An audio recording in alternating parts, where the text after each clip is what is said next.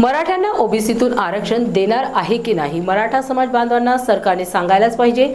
सरकारने 10% आरक्षण ईडब्ल्यू आरक्षण देऊन आरक्षणाचे संपूर्ण वाटोळे लावले असल्याचा आरोप मराठा आरक्षण योद्धा जरांगे पाटील यांनी सरकारवर लावत, सरकार साधे गॅजेटही आणू शकले नाही, सरकार झेरॉक्सही आणू शकत नाही, सरकारने पैशाचा फक्त आकडा सांगावा, संपूर्ण महाराष्ट्रातून जमा करून सरकारला एका दिवसात पैसे देतो अशी माहिती पत्रकार परिषदेच्या माध्यमातून जरांगे पाटलांनी दिली आहे।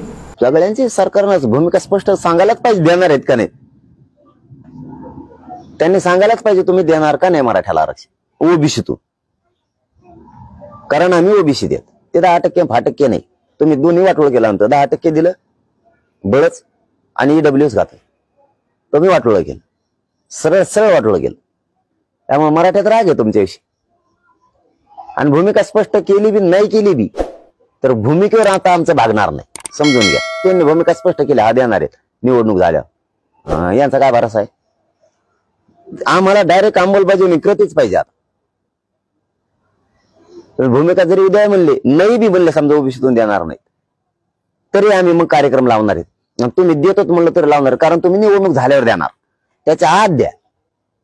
29च्या आत, 29ला आमचा एकदा निर्णय झाला, विषय संपला तुमचा विषय। साधे गॅजेट आणू शकणार तुम्ही, साधं गॅजेट आणू शकणार, तुम्हाला अटेस्टेड आणायला आणि झेरॉक्स काढायला पैसे नाहीत, तुम्ही फक्त आकडा सांगा, त्याच्या दुप्पट आम्ही तुम्हाला एका दिवसाच्यात पैसे देतो महाराष्ट्रातून जमा करून मराठी।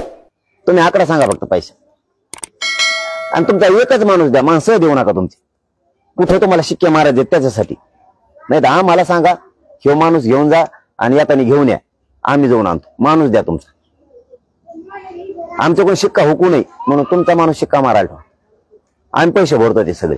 काय चाळण्या लावल्यात, काय फसवता लोकाला। सरकारने जी लाडली बहीण योजना आणली त्याचा कुठेतरी